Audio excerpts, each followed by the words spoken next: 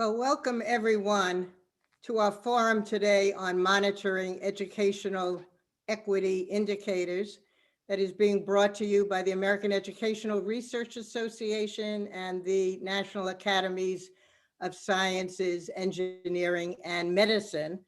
And we will indeed be talking about today and engaging you in a conversation around the National Academies of Sciences report on monitoring educational equity.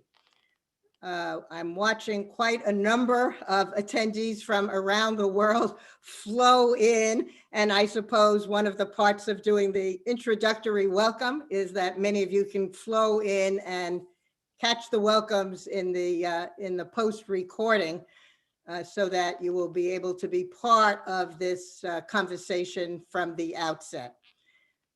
This is a really important moment for us in our country and in our world. Issues of equity are pervasive and palpable as we deal with the transformation of how education is occurring in all of the places and spaces in which education takes its form during a desperately challenging time due to the COVID-19 pandemic.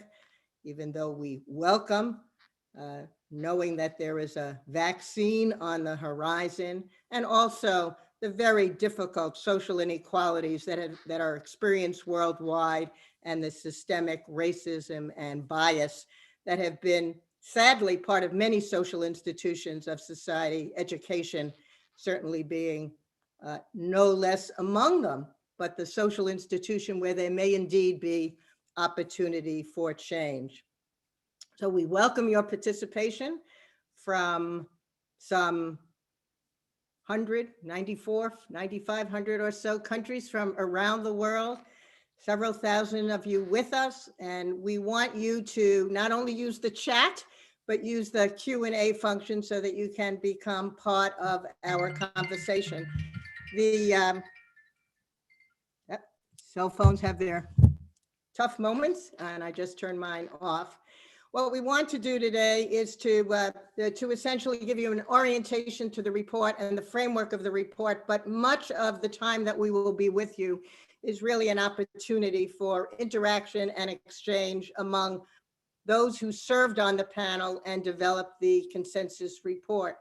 So it's really a wonderful partnership with the academies, but also with my colleague, Dr. Naila Sawad Nasir. And then from here on in, I'm just gonna call her Naila because that's what we're gonna be doing. We wanna keep this informal. We wanna keep you engaged. Naila is not only president of the Spencer Foundation, but also I am pleased to say, president-elect of the American Educational Research Association. And we're thrilled that we can play a part on these very important issues, which I think are fundamental to both of our organizations as well. So with that, let me turn it over to Naila. Yes, thank you, Felice. I'm super excited about this conversation today. We have a wonderful panel of scholars who've been incredibly thoughtful about this issue of equity indicators. And I couldn't agree more, Felice, that this time is more important than ever to be thinking about these issues and to be thinking about them together in this national and global community. So really excited and want to add my welcome to Felice's voice there. I also think it's really important, this project is both an example of what it means to think seriously about equity and kind of build it into the system, but it's also an example of what happens when we as scholars think about how we can utilize our work and the robust body of research findings to have impact, to work towards transforming systems in really important ways. So I think it's a great example of that kind of work, and welcome you all and invite you into this conversation with us. And so with no further ado, I'd like to welcome Professor Christopher Edley into the conversation. Christopher Edley is a co-founder and president emeritus of the Opportunity Institute. He's also the Honorable William H. Orrick Jr. Distinguished Professor of Law at the University of California, Berkeley, where he also served as dean from 2004 to 2013. And I had the privilege of working with him there at Berkeley during that time. Before Berkeley, Edley was a professor at the Harvard Law School for 23 years, where Gary Orfield and he co-founded the Harvard Civil Rights Project. He also co-chaired the congressionally chartered National Commission on Education Equity and Excellence from 2011 to 2013, and served in the White House policy and budget positions under Presidents Jimmy Carter and Bill Clinton. He has also held senior positions in 5 presidential campaigns. So I would say this is a man that knows some things, both about scholarship on educational equity and on how that work makes its way into the policy space. He's had an illustrious career, and I'm so excited to hear from him today. I'll turn it over to you, Chris. Thanks very much, Naila and Felice. Welcome, everyone. Let me share my screen here. There we go.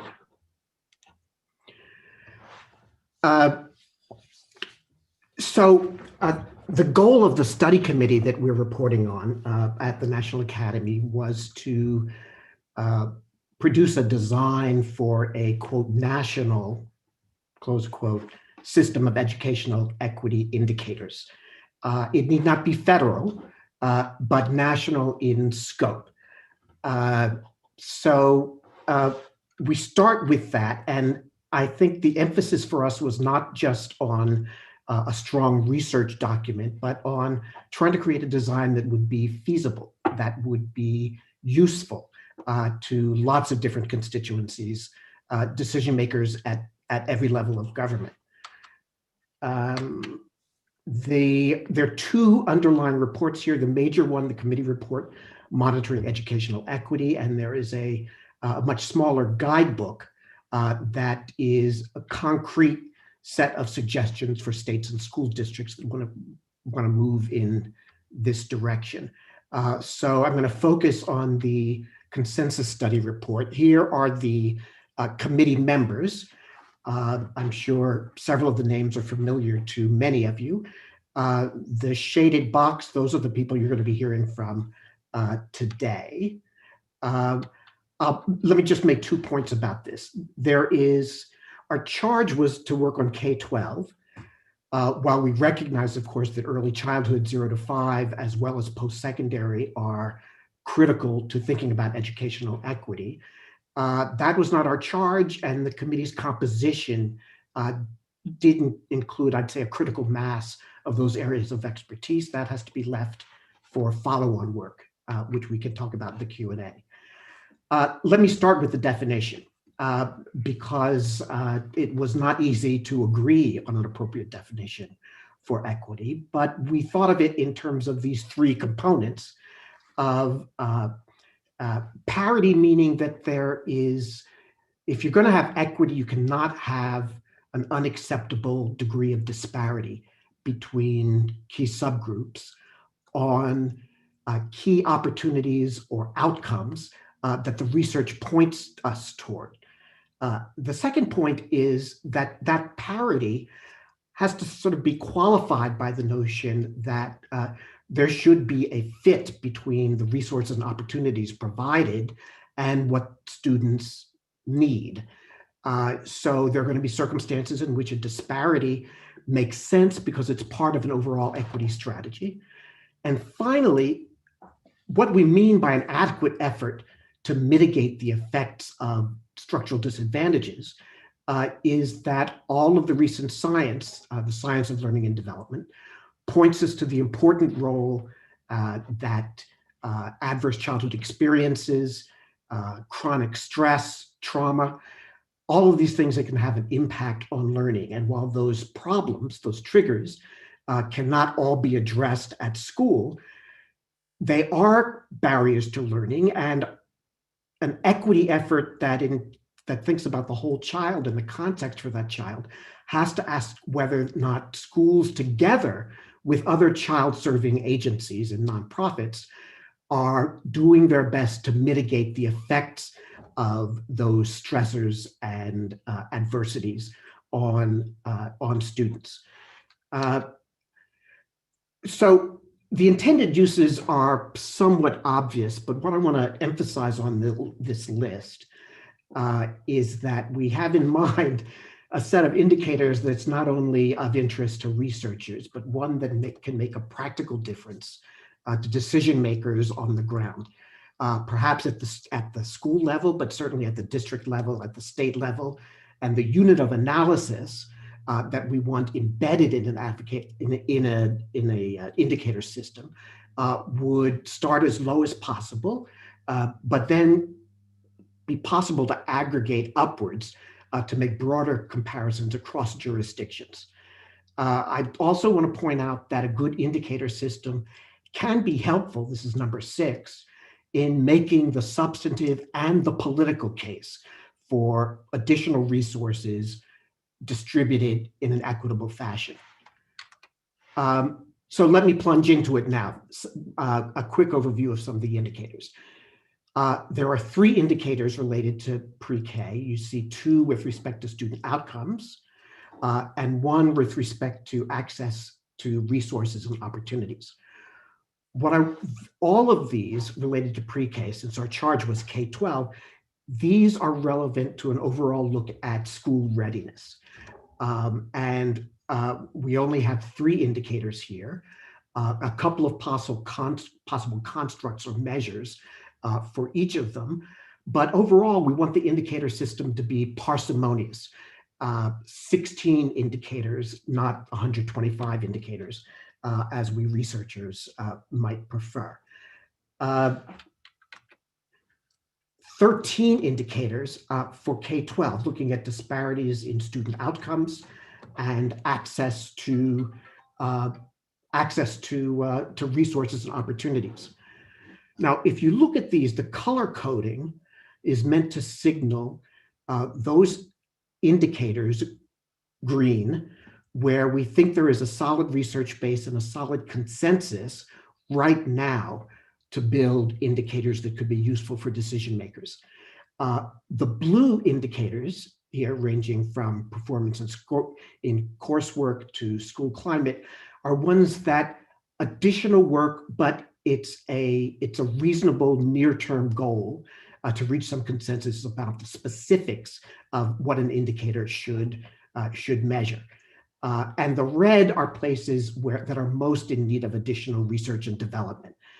We noted these in the committee's report because the science tells us that these are important, even if our ability to measure them, find data sets, find variables that will stand up to tough scrutiny is wanting.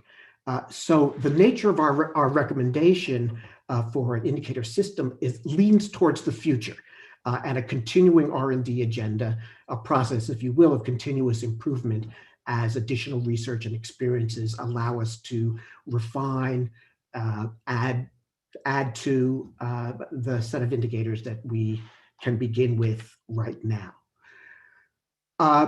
We have some recommendations.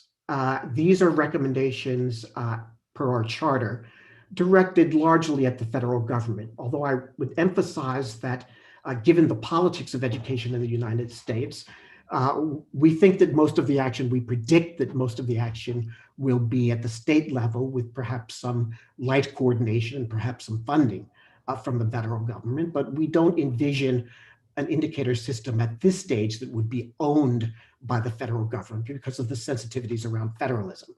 But the federal government should coordinate. It should help prod us towards nationwide comparability and regular reporting. We also want to ensure that there is as much consensus as possible about the key disaggregation that should be available in the indicators. What are at least some student subgroups for which we want all indicator systems across the country to take into account?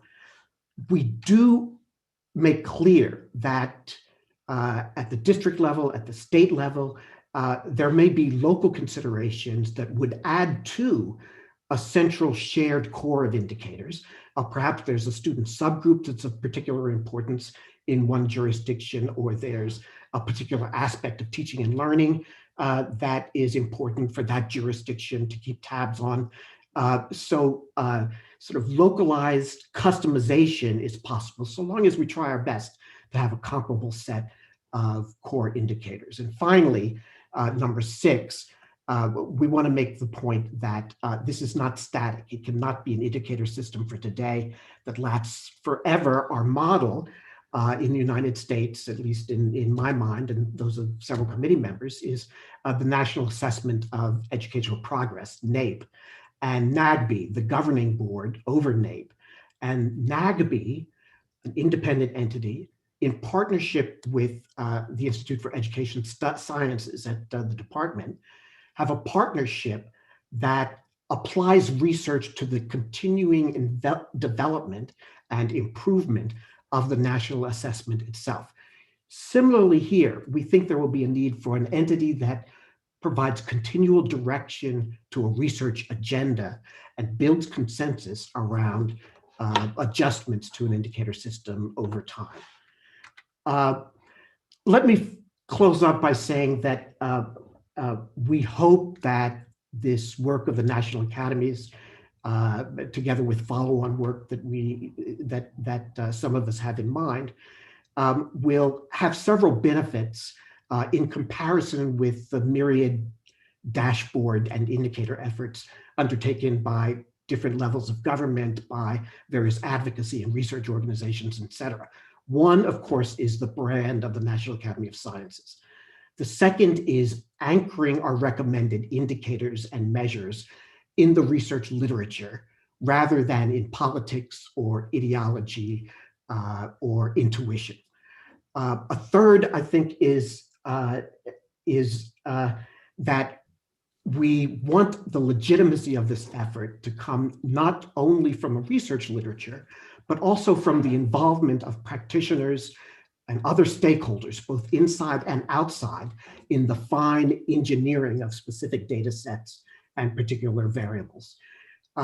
So our devout hope is that all of this work can continue and lead us to a shared understanding of what educational equity should mean. Thank you. Back to you. Thank you, Chris. So we invite you, of course, to stay in our virtual living room. And we do want to introduce our panelists. And as Chris showed on his initial slides, there were so many hands that contributed in this on this committee and through an exceptional staff who bring strong qualifications on education research and indicators as well. So in this part of the forum, we're just going to briefly bring our 4 colleagues who were among the panelists with us, and I will just briefly introduce them. I suppose we all have our labels under our names. Nancy Gonzalez, who's Dean of Natural Sciences and Foundation Professor of Psychology at Arizona State University, and there's longer biographical sketches in the invitation. We'll be talking about from the vantage of the indicators of non-academic support. Laura Hamilton, General Manager of Research Centers now at ETS, will be talking about high quality academic support, followed by Sean Reardon, Professor of Poverty and Inequality in Education at Stanford University. We'll be talking about the racial, ethnic, and economic segregation indicators, and Carolyn Tyson then will highlight the non-exclusionary disciplinary policies. Carolyn is Bowman and Gordon Gray Distinguished Professor at the University of North Carolina, Chapel Hill. So these are, as Chris pointed out, 4 of the 16, but these are among those that are not decades off. Through what we know, what we've been able to do in science and in the scholarship that animated this panel, these are conceivably ones that through R&D development, we can start building and thinking about in the development of equity education indicator system. And so as you're framing your questions or chatting, think about what you need to know and what we need to hear from you in order to do that well. So we're just going to start with some brief opening remarks by each of our colleagues across these 4 indicators.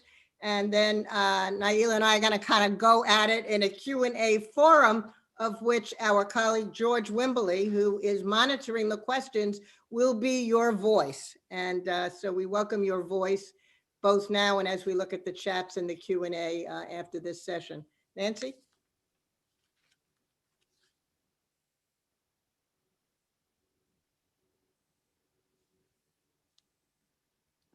Muted. Muted.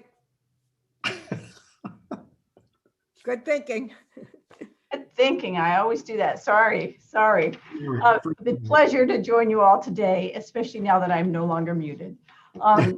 Educational equity, as Chris pointed out, it requires that educational opportunity is calibrated to need. And for many subgroups, this includes the need for additional and tailored supports and resources of a non-academic nature in order to support student learning and student success. And so that's the category of indicator that I'm going to just talk a little bit about today. There's a need for non-academic resources because the circumstances and diverse contexts in which students live affect their academic engagement, their progress, and their educational attainment. Contextual factors that bear on learning range from food and housing insecurity to exposure to violence, unsafe neighborhoods, and adverse childhood experiences, as well as exposure to environmental toxins and toxic social experiences such as racism and discrimination. And there is mounting evidence that these experiences get under the skin to impact children's developing neurobiological systems, brain development, their psychological development, and ultimately their ability to learn. Luckily, there are also well-tested strategies that have been shown to compensate and prevent these consequences, but they do require additional resources. So when we, on the committee, when we talked about this aspect of indicators, we focused on 3 categories, recognizing that what we want to be able to do is have indicators telling us to what extent schools and school systems are able to provide resources that promote social and emotional development. So this would include special curricular programs or social emotional learning practices that get embedded into the school, the daily life of the school. Second, resources to address emotional, behavioral, and mental health needs, again, can be provided in a variety of ways, but supports might involve on-site counseling, referral services, connection with community services that are provided to students that have that need. And then a third category, which would be support to provide for students' physical health. Free and reduced lunch is an obvious example that we have well addressed for a long period of time, but also things like providing dental or medical screenings for students who might not otherwise have such access. There is a good amount of research showing variable across indicators showing that these supports are effective and that they're linked to student outcomes, and also that intervening in ways to provide these supports to students in need not only provide impact on outcomes on the short run, but also long-term effects extending across the lifespan. So we feel that there was a good enough base of evidence to suggest that these should be part of an indicator system, part of our efforts to monitor the extent to which we're really able to address issues of equity. And so our recommendation would be that we would develop indicators in those 3 categories. Now, as Chris pointed out, these indicators were the red category, meaning that they're really not currently part of most indicator systems. So there's a need to really think through what are the most important aspects that we would need to include in an indicator system. How would one go about measuring it and at what level? Certainly things like the ratio of school counselors and school psychologists to students, the availability of school nurses, free academic tutoring services, being able to document to the extent to which those resources are available in the school. To my mind, that's sort of just scratching the surface. But of course, we need to deal with the issue of being parsimonious at the same time, really trying to hit on the kinds of indicators that are going to make a difference. So I welcome comments about this. I think there's a lot of really important work to be done in this category. Okay, Laura. Thanks, Nancy. So I am going to turn from the non-academic to the academic realm, though these are obviously highly related. So I'll discuss 3 indicators related to curriculum and instruction in K-12 schools. The first of these is access to and enrollment in rigorous coursework. So we obviously can't easily or efficiently measure the degree of challenge that teachers offer in the classroom or online, but we can potentially document student participation in specific courses or programs that are generally associated with the challenging learning opportunities. Examples of these might include algebra courses offered in middle school or 9th grade, or access to advanced placement or international baccalaureate courses. Participation in challenging coursework can not only increase the likelihood that students will attend college, it can equip students with the competencies and the confidence they'll need to succeed regardless of their post-high school path. So the committee recommended that this indicator be measured by examining differential rates of enrollment and participation in gifted programs, college prep coursework, AP and IB courses, and dual enrollment programs. Of course, there are a lot of measurement challenges associated with this, and as well as the other indicators, and so we can discuss those later during the Q&A if there's interest. The second indicator I'll discuss is curricular breadth. So this refers to whether students have access to the full set of curricular offerings related to a comprehensive and rich education that promotes academic, social, emotional, and physical well-being. Ideally, this would include visual and performing arts, physical education, world languages, social studies, all the stuff that helps students become well-rounded. Although research hasn't identified a specific combination of courses or amounts of instruction in each subject that are important for long-term outcomes, the committee argued that an education system that deprives some groups of students of exposure to this type of rich curriculum is inequitable. One area that might be of particular interest is civic learning, which can not only promote career and college readiness, but can equip positions they'll need to thrive and to participate in civic society, which itself has clear equity implications. Inequities in access to broad curricula can stem from well-meaning efforts to provide extra instruction in core subjects to struggling students. So although all states have standards for multiple subjects, they vary in how they emphasize those subjects and in the kinds of incentives they provide for schools to offer them. So school-level information on these offerings can be really valuable. However, given the lack of widespread agreement on what constitutes adequate curricular breadth and the lack of consistent data, the committee encouraged the use of this indicator at the local level, pending further R&D efforts. And I think later in the discussion, we can maybe talk a little bit more about the different levels at which these indicators can be implemented. So the third area I'll mention is access to high quality academic supports. This category includes services for addressing a special need. The need for tutoring has become especially salient as a result of learning opportunity gaps due to pandemic-related school closures. So although there are some data sources to draw on for this indicator, it introduces a lot of complexity and it creates risks of misinterpretation. It is, of course, crucial that schools meet students' academic needs. At the same time, there's documented overrepresentation of some groups in certain programs, such as special education classes, which in turn could result in a loss of access to high quality instruction for students who are inappropriately placed. There are also concerns about the restrictiveness of the placements and the extent to which they isolate students from their peers. So as one example, English learners who are assigned to separate classes might not get to participate in challenging courses and will lose opportunities to interact with English proficient peers, which could hinder their language development. Therefore, any indicator we develop would be complex and would require information not only about placement rates by group, but about the alignment of placement decisions with student needs and the extent to which these placements might deprive students of other valuable learning opportunities.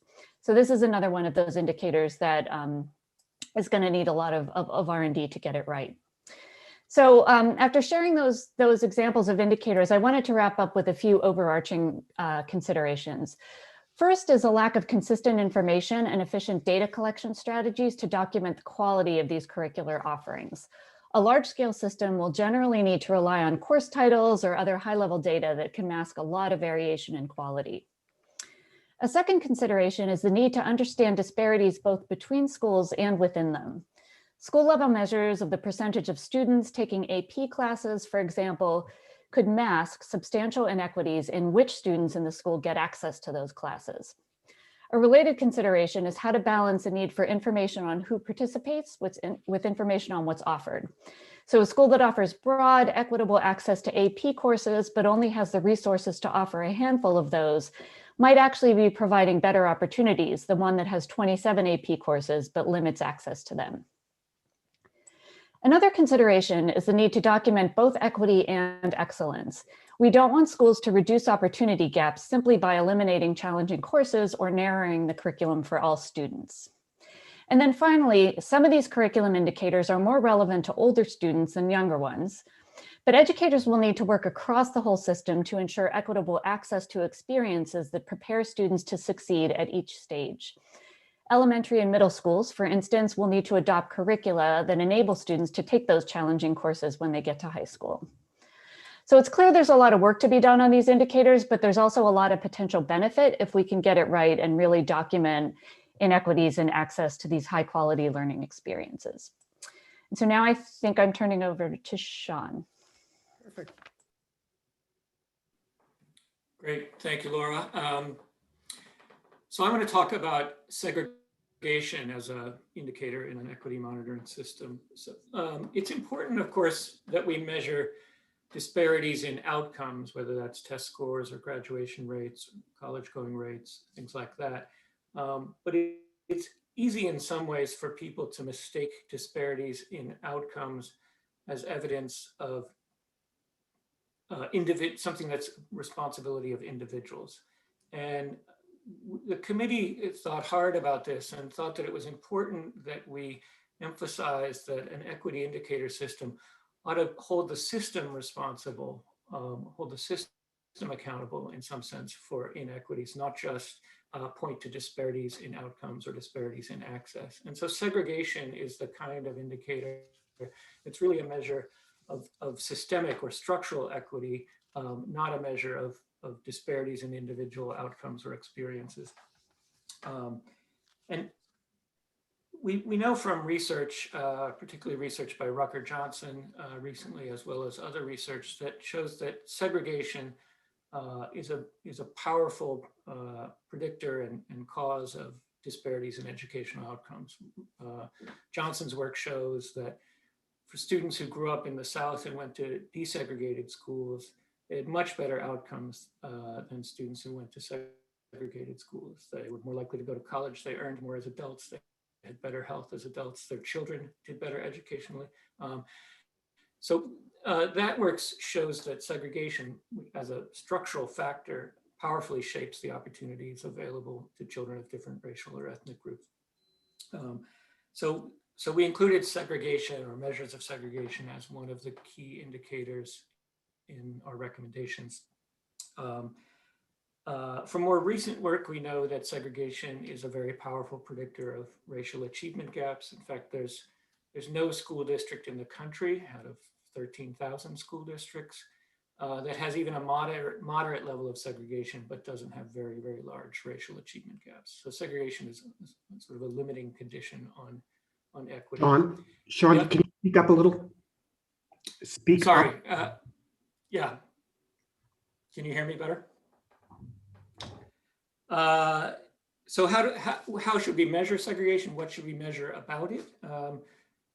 We didn't specify exactly, but clearly it's important to measure both racial ethnic segregation as well as economic segregation in the US. Both play a powerful role. And in some ways, it's the intersection of those two that's the most powerful predictor of inequitable outcomes. It's important to measure segregation at multiple levels of the system. Segregation within schools, between classrooms, segregation between schools within a school district, segregation between school districts as well.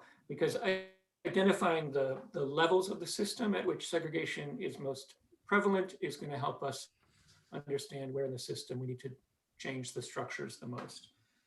And finally, I just want to add that the segregation is one of the indicators where we have a lot of the data already available. Particularly racial and ethnic data is available through state and federal data sets. Data on students' economic status needs some improvement, but there's much of that data is already available in the form of free or reduced price lunch eligibility. So it's an indicator where we're poised to move forward relatively quickly. And I think I will turn it over next to Carolyn. Thanks, Sean. Hello, everyone. So today I am going to talk about disparities in non-exclusionary discipline. Let me first explain how the committee conceptualized this indicator. As Chris explained, and I think Sean just mentioned a little, we propose these two broad categories of indicators to monitor educational equity, one of which is disparities in access to educational resources and opportunities. And we view disparities in non-exclusionary discipline as part of that category. More specifically, we place this indicator under the domain of equitable access to supportive school and classroom environments. And this placement is important because it signals a deeper conceptualization of disciplinary practices than we believe can be captured with the currently available data. Right now, the best measures we have for a school's approach to discipline are suspension and expulsion rates. Now, those measures can give us some information about the use of preventative or less punitive approaches to discipline, but we know that they're proxies for something else that we're pushing to get at, which is a broader set of contextual and structural factors that shape students' schooling experiences and influence outcomes. Disparities in suspension and expulsion rates are indicators of equity and opportunities to learn because students can't learn from their teachers if they're not in the classroom, if they're removed from the classroom or school. And this, of course, has consequences for students' achievement outcomes. But there's also evidence that exclusionary and punitive disciplinary practices affect all students in a school, even those who aren't being directly punished. We know that punitive disciplinary environments affect students' perceptions of school climate, and they're associated with dropping out, student attendance, and less safe climates. The extent to which some groups are more likely to be in schools with higher rates of these harsh disciplinary practices means that they have limited access to supportive school and classroom environments. And it's important that we begin to understand the full effects of that experience. Naila and others have described harsh disciplinary policies as a proxy for tolerance for dehumanization and marginalization, especially of Black, Brown, and Indigenous students, who we know are most likely to receive punitive and exclusionary discipline. Even when students engage in the same misbehavior, for example, Black and Brown students are more likely to receive out-of-school suspension or to be expelled than white students are. That is, they receive harsher punishments for the same infractions. And we know from experimental research that the greater surveillance or monitoring of Black students and the differential reading of their behavior starts as early as preschool. We also know that schools with more Black students are more likely to have zero tolerance policies, which results in more suspensions and expulsions.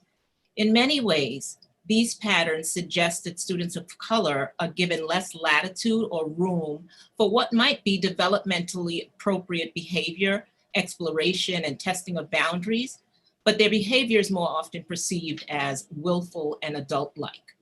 What are the consequences for students' mental health and socio-emotional development? There's still a lot of work to be done to understand and address the causes of these disciplinary disparities and the ways in which they affect young people. But a first step would be to put into place systems for monitoring these disparities. And the report calls for using existing data to begin to do that systematically and uniformly at the school, district, state, and national levels. The committee also recognized the need for new kinds of data collection to capture other models of school discipline that are less punitive or perhaps focus on prevention. What are those models? Where do they exist and where do they not exist? That is, which students have access to those kinds of environments and which students do not. There's also still little systematic data to investigate the effectiveness of such models. And so we have a lot of work, even though we have some measures available to us, there's still a lot of work to be done in this area. Thank you. Wow, wonderful. That's such a fabulous set of thoughts for us to begin this conversation with. So I'm thinking about the difficult task you all had, because your report doesn't just say, these are all the things that cause inequality in schools, right? Your report says, here's what we can measure to think about how we hold schools and systems accountable, right? So I want to begin by asking you what I think might be one of the hardest questions in this space, which is about the tensions between utilizing existing measures, which we all know have strengths and challenges and affordances, and they miss some things that we think might be really important. So the tensions between utilizing those existing measures and at the same time holding ourselves as a research community to a higher standard of what we might want to measure. I might even say what we might need to measure to really get at these issues in deep and substantive ways. So how did you approach that tension in this report? Who wants to jump in?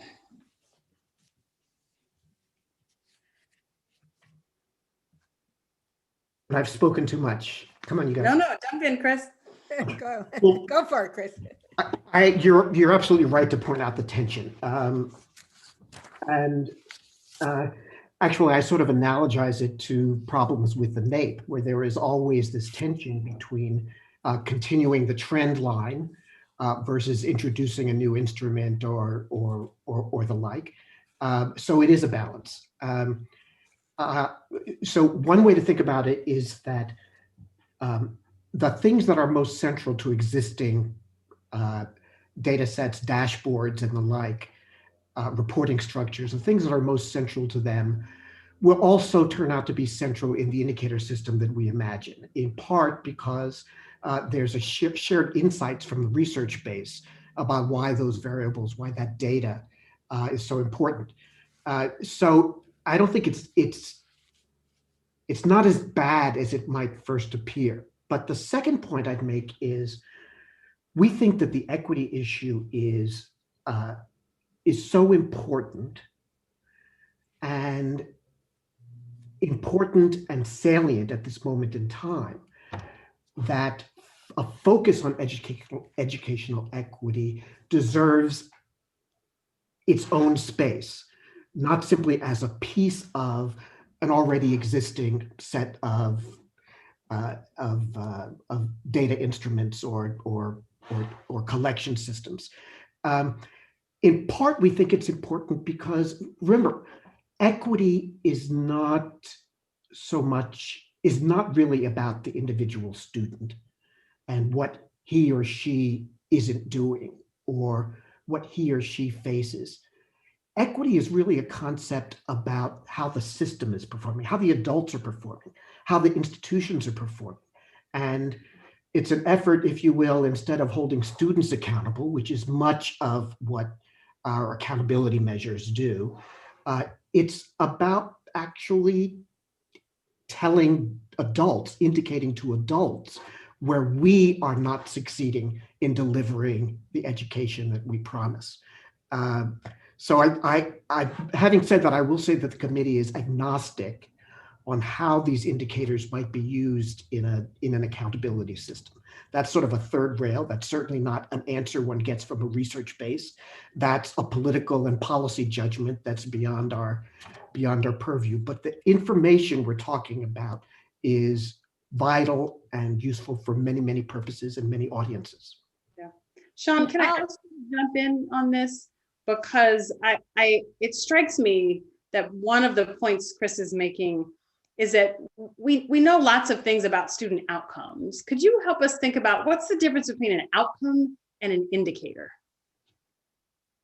Yeah, I think that's a good question. I think, let me try to also kind of say something about your earlier question as well. I think we have to not confuse the kinds of measures we need for high quality, rigorous research with the kind of measures we need for an indicator system. In the same way as the Bureau of Labor Statistics every month puts out a jobs report that has a kind of top line number for how many people are unemployed. Economists who are doing research about the labor market use a lot more information than the unemployment number. But as an indicator of the kind of health of the economy going day to day, that top line number is very useful. And so an indicator system needs those kind of top line numbers that sort of we can use to track how well the system is doing, how well the adults in the system are doing, as Chris says. But we don't need it to be everything we would want to do for the most rigorous research. And so thinking about the use of it helps us think about where do we need those indicators to be in terms of their complexity and depth. Now, the other thing to think about, I think, is we want them to be measures that tell us something about how the system is functioning, not about individual outcomes. And you can think of individual outcomes of students or differences in average outcomes between different groups of students as the result of differences in opportunities those children have to learn. And so if we think about outcomes as reflective of opportunities, what we want an indicator system to do is to help us track the opportunities where the system is providing to children, track how differently or equally it's providing them in relationship to their needs. And so an equity system is really different than just tracking outcomes. It's trying to track opportunities and differences in opportunities so that we can figure out where to target resources better to improve outcomes for everyone. I just want to add to what Sean's last point, I think, was really, really important. We've tried to design an indicator system that will actually help decision makers from the district on up understand how to attack inequity, point them in the right direction for where resources need to be allocated, where new organizational strategies need to be pursued. It's not about holding individual students or teachers accountable. It's about the system and whether the system is designed and operating as it should. I think both Carolyn and Laura kind of picked up on this in talking about kind of contextual variables without recognizing, Sean, your really important point that this is a system of measurement across space, across location. It is not every explanatory variable for every project, but yet we recognize that contextual variables are important. What are some of the ones that you sort of wrestle with or think we should be anticipating as we move to building a monitoring system that would go beyond what we've been able to do today with an integrated system, as you said, is so important. I think both Carolyn and Laura, you touched upon that issue of sort of the context. I mean, the context in which these schools exist or school systems exist, and whether there was thought to those contextual variables and the kinds of things that we should be thinking about. There was a lot of thought to that. In fact, that's what we were trying to really capture, right? The structural and contextual factors that oftentimes we can't really get at. And we have proxies for those things. So like some of the things that I talked about, even understanding school climate, right? And so understanding that the kinds of environments the students are embedded in that are not just about the race of the teachers or the race of the students in the classroom, but the environment, like how does it feel in this classroom? How does it feel when a teacher says this or when this happens to you? And how do we get at those kinds of things that we can then begin to operationalize and somehow put into indicator systems such that we can capture those things? Because those are the things that we care about, right? We care about students' achievement, we care about those outcomes, but we know that there are other kinds of things that matter to how students get to being able to effectively learn and do well in a classroom, right? And so there are a lot of things that are maybe sort of mushy that we don't quite know how best to capture. But I think we see those things very clearly in qualitative work where people describe what a classroom is like, how people are interacting with one another. And I think in Naila's point about dehumanization and marginalization, that gets at those kinds of things that we don't have any way to directly measure that. That is not a measure, that is not something you'll see necessarily on a survey, but what can we do to begin to capture what that process is? Yeah, kind of to this point on what's important to measure that we may or may not be able to do so adequately yet. There was a couple questions in the chat about teaching and teachers and how to think about the aspects of classroom life that are not just about the curricular content, but about the pedagogical approaches. Wondering how you all think about that in relation to this issue of equity indicators. Are there ways we can get at the pedagogical content and the pedagogical process as a key aspect of what makes classrooms more or less equitable? Yeah, I can talk about that a little bit, and this was a topic of much discussion, among the committee. We know that teaching quality is really important for student outcomes, and that goes well beyond teachers, skills at promoting pedagogical, knowledge in a particular subject area. And so, there are some systematic measures that look at things like the kind of emotional climate that teachers create in their classroom. There are systematic ways to measure the extent to which teachers are providing equitable opportunities to all students. So looking at the teacher-student interactions by race, for instance, to see whether there are discrepancies there.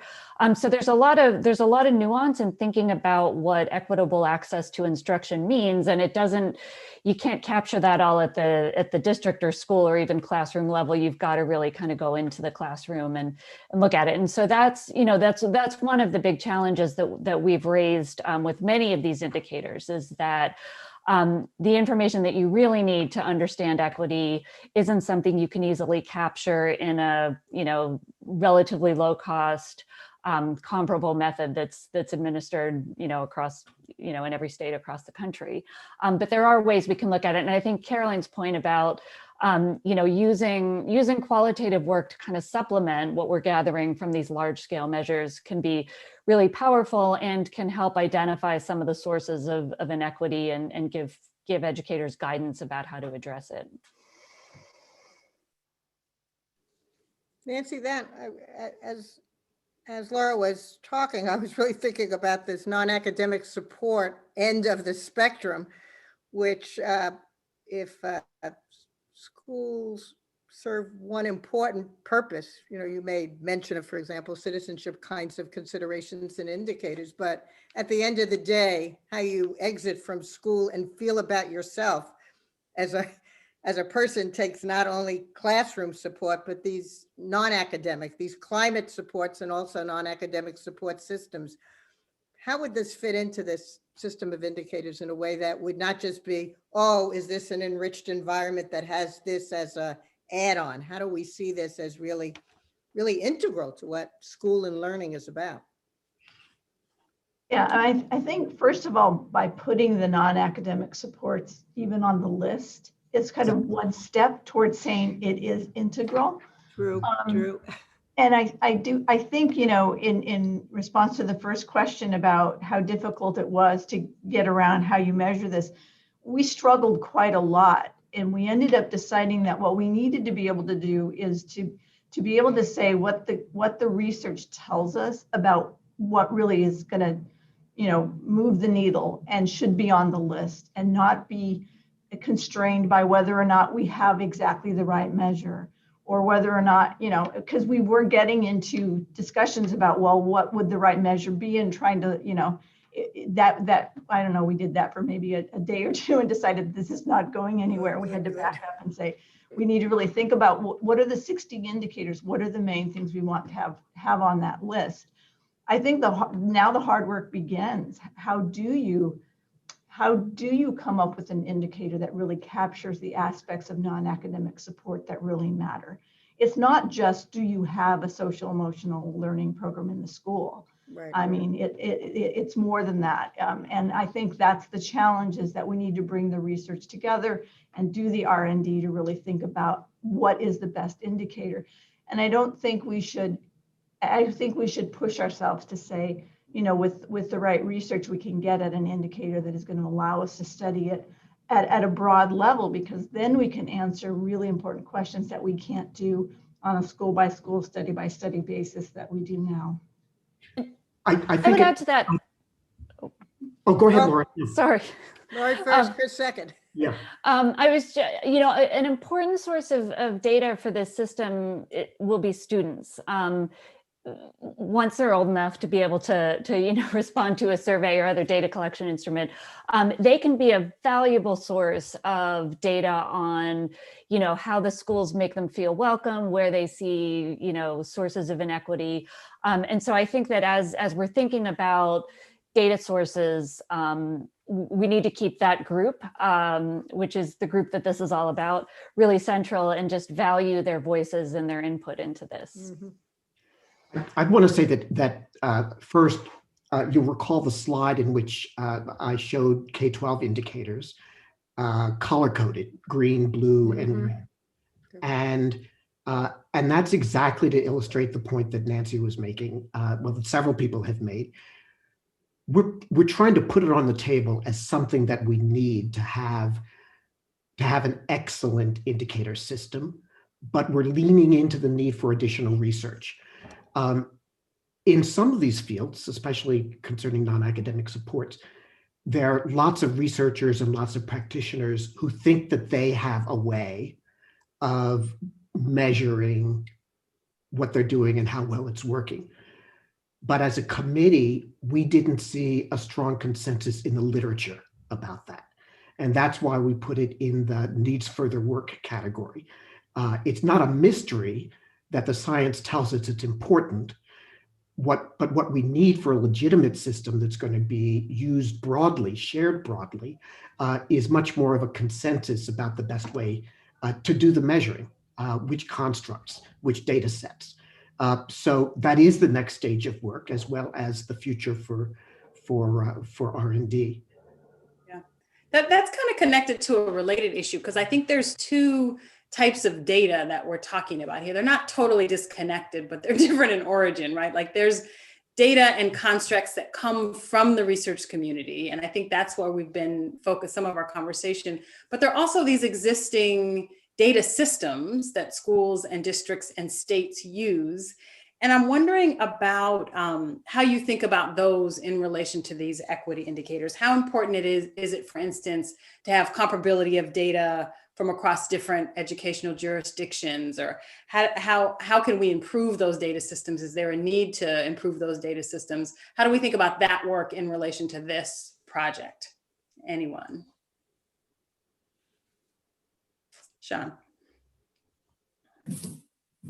Yeah, I mean, the challenge here is how do you build indicators from data systems that weren't originally designed to be systems of equity indicators.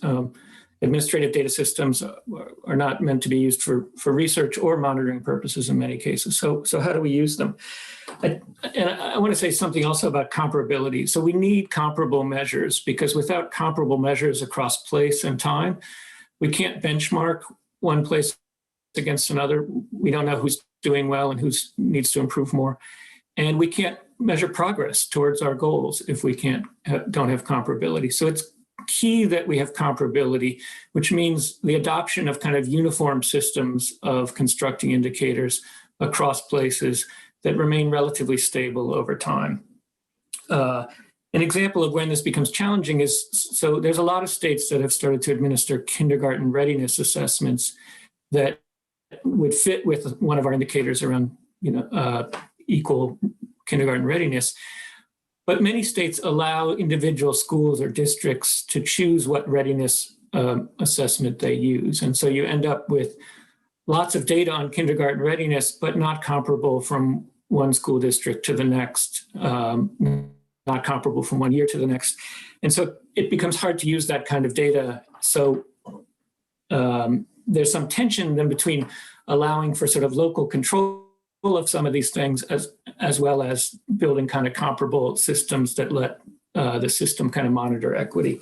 I think one way forward is to kind of work with a few individual states or large districts to try to pilot measures of some of the things that seem challenging, develop kind of prototype measures that try them out in one or two places, kind of figure out what works before then trying to help other places adopt similar system. I think that will help not just us develop measures that are good from a kind of statistical, methodological, monitoring sense, but that are useful to the people who are actually going to be using them, the school leaders, the district leaders, the state departments of education. And so figuring out that sweet spot between kind of feasibility, rigor,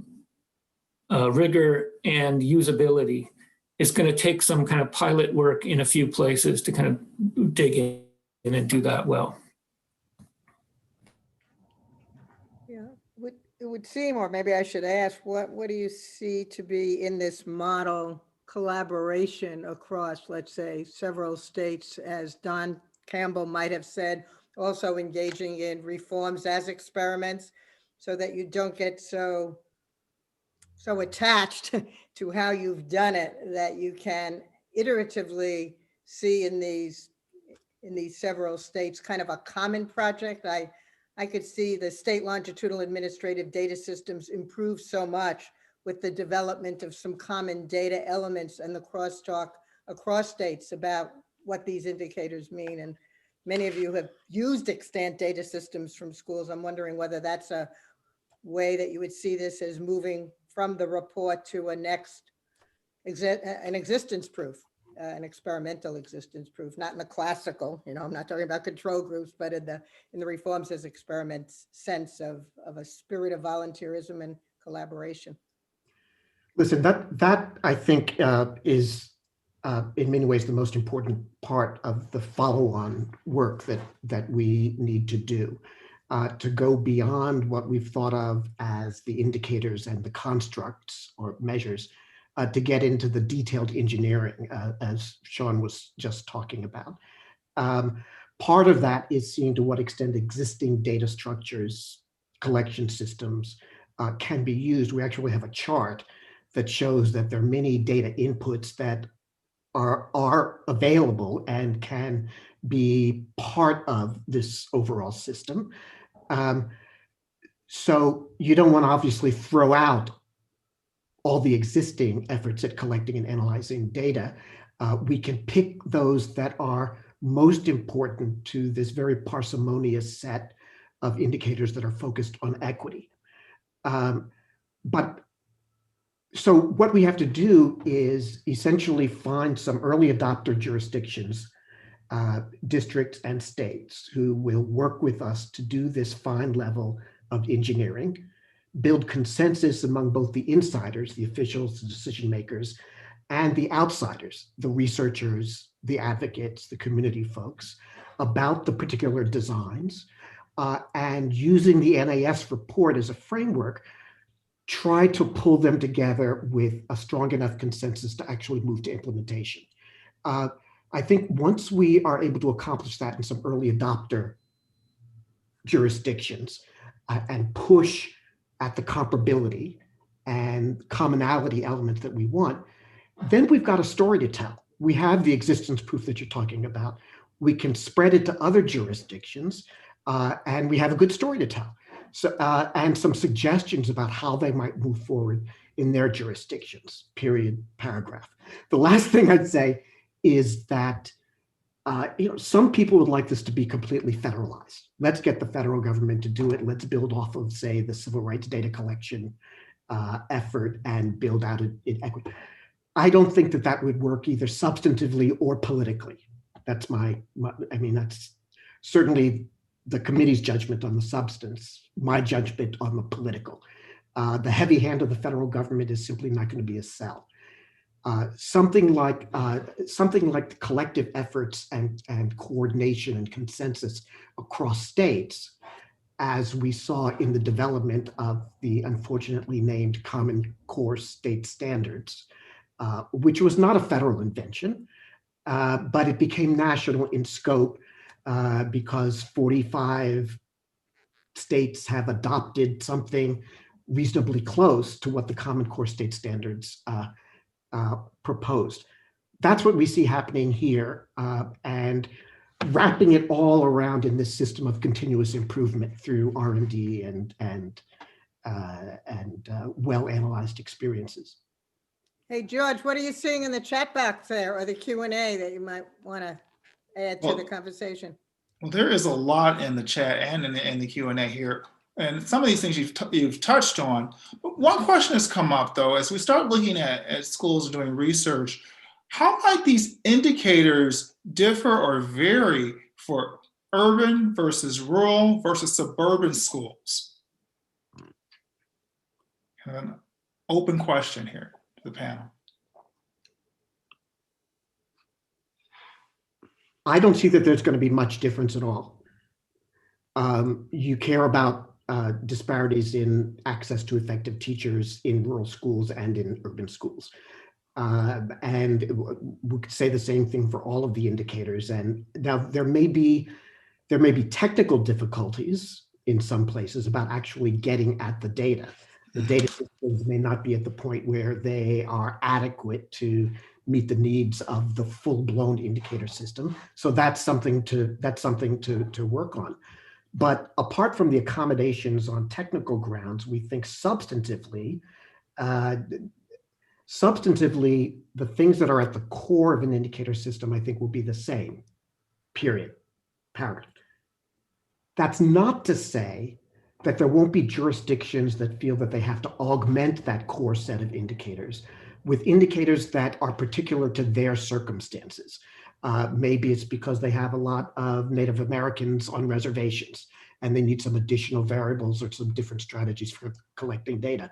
Maybe there's an important difference between rural and urban schools that they want to highlight in terms of access to certain kinds of opportunities that might not be part of what's recommended for all jurisdictions to cover.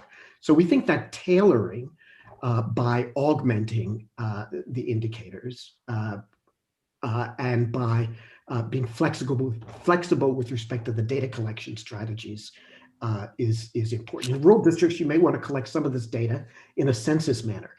You do a questionnaire with every student or every teacher, whereas in urban districts, the right methodology might be a sample. So there will certainly be differences of that sort, but equity for everybody, right?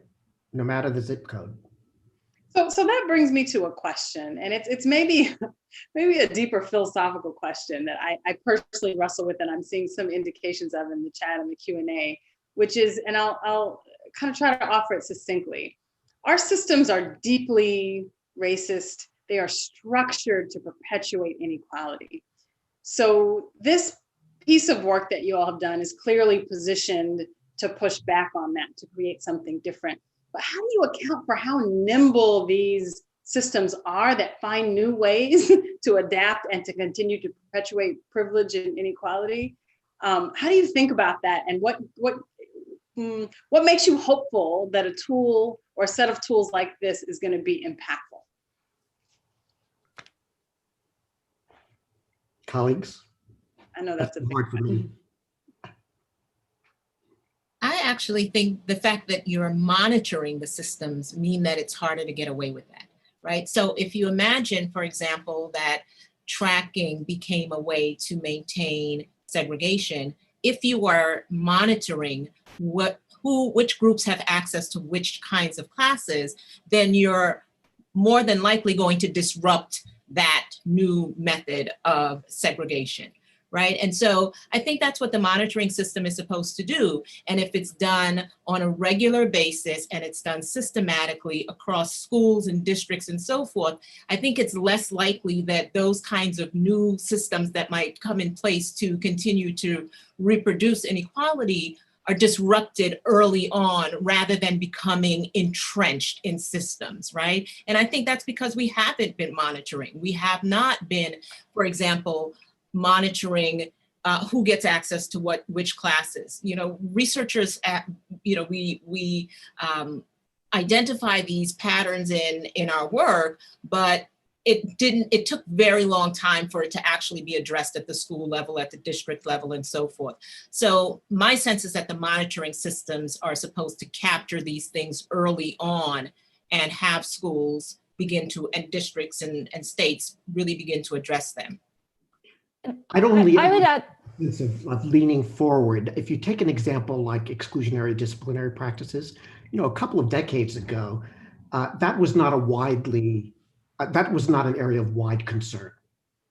So if you think of the disciplinary practices as an expression of implicit bias, of structural racism, et cetera, and you think of it actually as kind of a new strategy for imposing education caste, then over time, you evolve a way to think about exclusionary discipline and ways to measure what might be going on.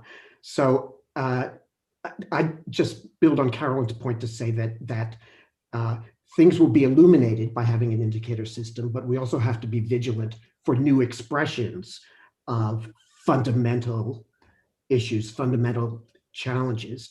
And that's why research really is so key to giving this thing vibrancy and dynamic qualities that we we Laura? Yeah, I was gonna, Yeah. Oh, sorry. Hi, Laura and Nancy. go ahead, Laura, then I'll go.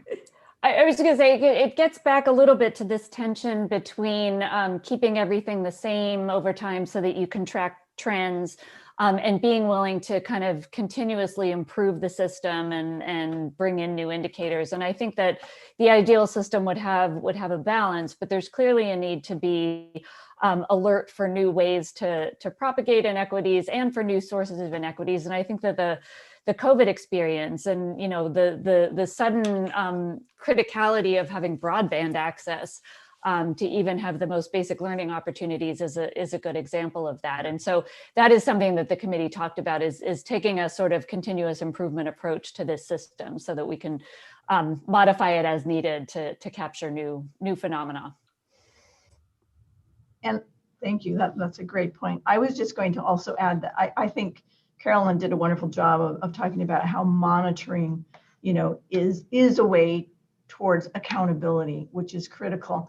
But I also wanted to say that, it's a system in the right hands. And so we also need to be, thinking about who is it that is moving into positions to utilize the system, who are the researchers we're bringing in, what are the questions we're asking, and making sure those represent the nuances that are understood within, communities of color, because that matters as well, how it's utilized. A system alone isn't going to do it. You also speak a bit to the intersections across these indicators, intersections across race, gender, location. A lot of that's come up in the Q&A. I see Laura's nodding. Yeah, I think that is something that we discussed as well. And, one of the challenges is sort of, depending on the level at which you're collecting data and how much data you have, you obviously get into a sample size problem as you make those groups smaller and smaller. I think that's particularly true when you're thinking about some of the urban, suburban, rural differences and kind of crossing those with some of the other kind of group differences that we've considered. But I think, certainly we are aware of the fact that some of those combinations of groups and those intersectional issues are important to address in this system. I think there's also, we do not, the committee does not recommend kind of a definitive set of subgroups.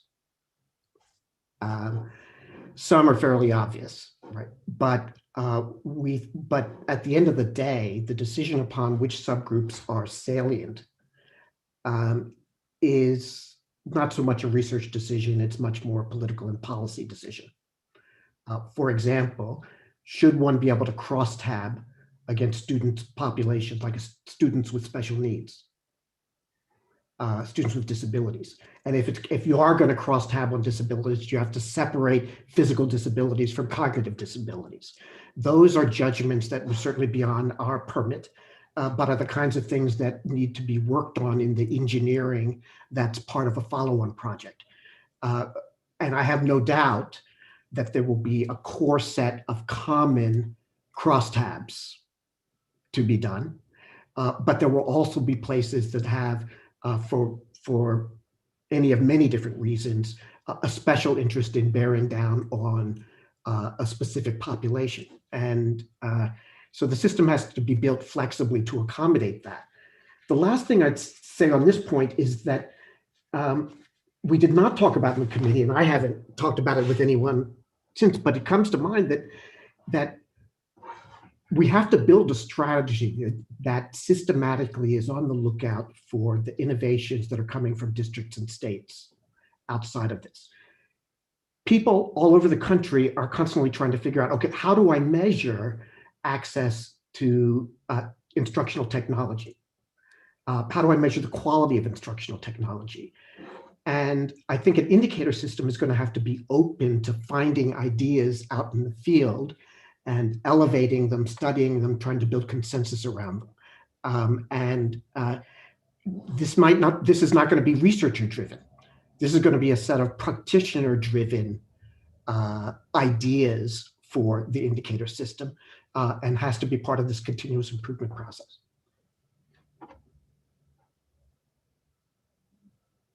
You know, in the development of many kind of indicator systems, there are technical advisory committees and bodies that sort of give input into these multi-purpose and multi-user data systems. But when I was hearing you, and especially Nancy and some of your remarks, I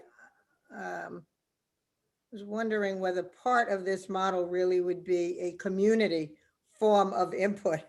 What we're missing here, what our children are experiencing here is kind of an absence, an inattention to X and Y and Z, and whether, of course, professionals in the school system too may have that, but whether this building of the system and this collective buy-in may need something that's the equivalent of community participation in the building of a model. I saw Sean with a finger up, so maybe you wanted to comment first. Yeah, I think that's a good point. I've been thinking about who the users of an equity indicator system are, and I don't think of them generally as researchers. I think, though I think there's good research that needs to be and could be done, but I think of the audience as educators and policymakers at many levels of the system, federal, state, local, school building, community members and students. I think if you have an indicator system that's granular enough that it can tell you about whether different student groups are getting equitable access to quality instruction or having equitable graduation rates or test scores or other outcomes down at the level of the district or even the school building, you could start to think about using that information as part of a curriculum and engaging students to sort of take that data and say, why does our school have this big achievement gap? Why is this group of students not graduating at the same rate as others? Why is our school not have the same resources as the school down the street? I think you start to get the opportunity for sort of student or community action when the data is granular enough that it's local. If it's sort of national data, nobody feels like they know what to do with it, right? It's a big national problem. It's not my town. We built a big data set that shows average test scores and test score gaps as a way of measuring opportunities and opportunity gaps for every school and district in the country. And we get lots of people who write us and say, hey, my district has a really big achievement gap. We want to know what we can do about it. Can you point us to other districts around the country that are demographically like us, but are doing much better on this dimension? And it becomes a kind of way for districts or schools to kind of network and benchmark themselves and figure out who to go to learn how to improve. So I think if you think of an indicator system, not just as a kind of a static system that sort of sits up there and you look at a dashboard now and again, but as a thing that educators and community members and even students engage with as a way to sort of think about learning about and solving problems in their place, then I think it becomes a really powerful idea. Yeah, right. So I want to invite you all to do just a quick 1 minute round. Any final thoughts or closing thoughts that you'd like to leave us all with today? And Chris, maybe we'll start with you.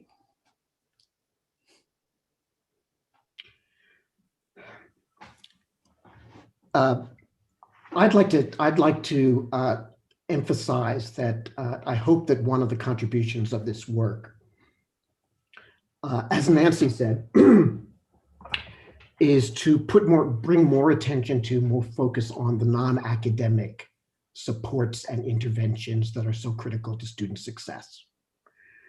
But what I want to, because that's where the science tells us we need to go if we really want to move the needle on outcome disparities. There's only so much that a teacher can do. There's only so much that a school can do in the ordinary conception of their roles. An indicator for me is how many superintendents show up at the annual budget hearing for the mental health department. As opposed to thinking, if I'm going to meet the mental health needs of my students, I've got to do it out of my school budget, my district budget, and at my school building. At the end of the day, we're going to make progress, especially with the non-academic supports and interventions, it seems to me, if we recognize the importance of getting other agencies, other players involved, committed to budgeting for student success. So what we've done is try in thinking broadly about the opportunity indicators is to make possible this notion of knocking down the school walls and thinking more broadly about everybody, not just teachers, but everyone who can contribute to the success of our students. Yeah, thank you. So maybe we'll go, it looks like Carolyn, you're ready to hop in there. Yeah. I just really wanted to pick up on Sean's point because I think that's so important to understanding what we've done here is set out just some sense of how schools, districts, so forth can monitor, right? Monitor equity. There's still lots of work to be done once schools and districts and states recognize they have disparities. Then what? How do they then address and solve those problems that they have?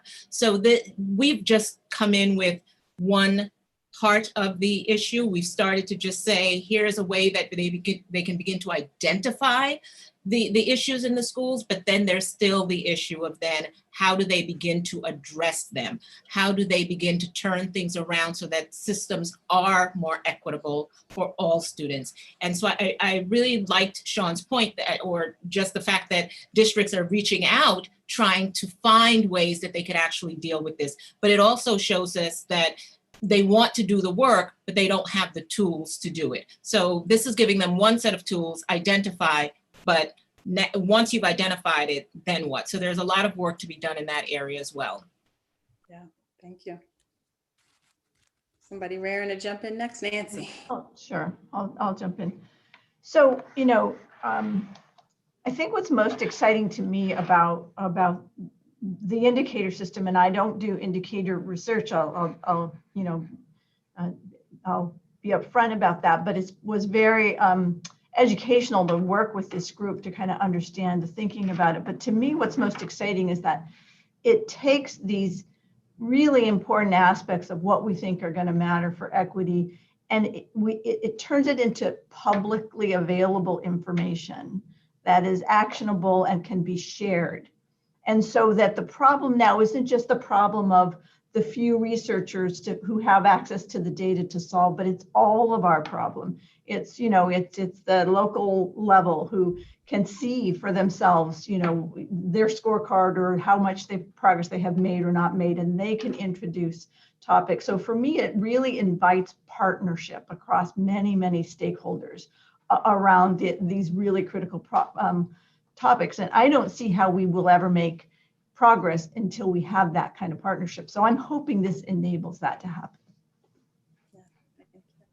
I can jump in on top of that. I think that, because I was going to say something similar about the need for partnerships and collaboration. And I think, you know, we need to make sure that that happens throughout the whole process of developing and testing and refining and modifying this this system. So, to make the data actionable, we need to actually involve the different groups that we anticipate using the data and show it to them and ask them what they'll do with it, and just get that feedback from the potential users and modify the measures and the reporting as needed. And I'll just one more time reiterate, I think, just the crucial role that youth will play in all of this. I think having their voices, their experiences, to the point around, the non-academic outcomes and what does it mean, not just to succeed academically, but to truly thrive in your student life and beyond. We need to bring their voices in, and it needs to be a diverse set of youth voices. So I hope that wherever this goes, that'll be a big part of the development effort. Thank you. Sean.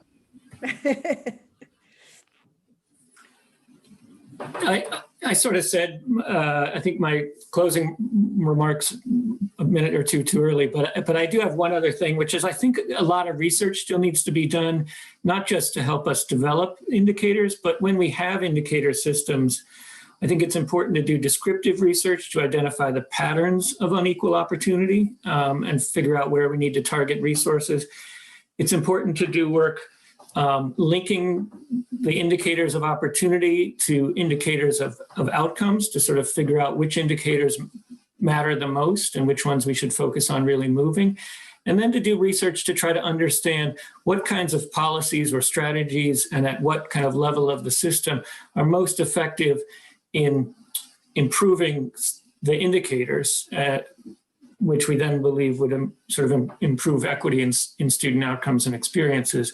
So I think there's a lot of work to be done, but I think it's also important to remember the indicator system is not just a research tool. It's a policy tool, and as such, it gets designed somewhat differently than if we were all going out and designing a massive research study. I think those tensions are sort of important to keep in mind. This was super fun. Thank you, guys. Yeah, thank you all. I just want to say that was an amazing conversation. I thank you all for your work. I thank you all for your time this afternoon or morning or whatever time it is, wherever you happen to be. And I think there's just been so much just fodder for thought, and this work moves our field forward in really substantive ways. I also wanted to say I appreciate all the connections being made in the chat as folks are connecting with like-minded scholars, and it's a wonderful property of these online events. They have some not so wonderful properties, but that's a really, really beautiful one. Yeah. So Felice? Yeah, I just really want to add, you could see the buzz in the chat. I know many of us have been sort of eyeing the chat and adding from the chat and the Q&A. I mean, the 5 of you and really the 7 of you with Kobaski and Wendy doing our ASL and our closed captioning.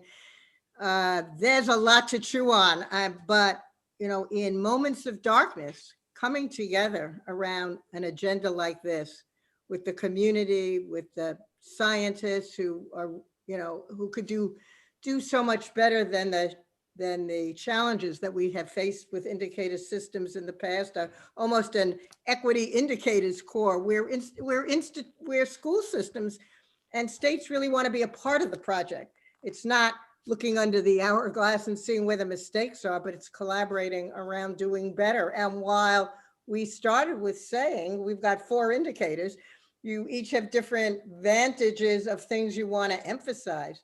There was really a tremendous esprit de corps that's palpable in where we go from here. And so I suppose without stopping the conversation, we want to be conscious of the endpoint that over 1,000 people were with us throughout and interacting with us means that we've got persons we could draw upon in the research community, the practice and the policy communities. And whenever you're feeling down in the dumps, there's nothing like a good social problem and project, I think, to bind us together. So I just want to thank everyone, Naila especially, for doing deep work on these very questions that really helps set the agenda.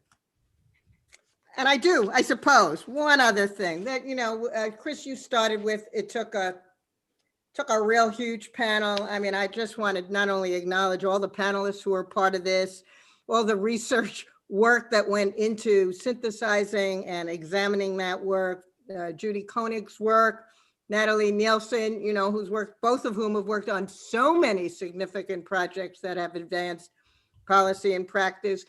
Connie Citro, I want to mention also from the Committee on National Statistics. Those of us who've really worked on different indicators and statistics and data and both the administrative data system and the design data system, we realize we need this nuance, this collaboration, and this community engagement. And the fact that CINSTAT was involved in this with other aspects of the Academy, I think is a great kickoff for what we all have to do together next. That's my, Okay. Thanks all. that's my parting shot. So thank you. Thank you. Thank Come you. back Thank soon. you. Okay. So, musical chair. So Pat is here, and I pulled out a chair for you. Okay, thank you. Oh, my mask. Are we leaving?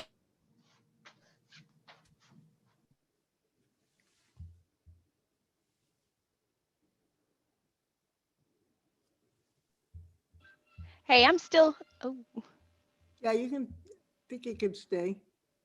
oh, it still says live. Yeah, we'll cut the live off.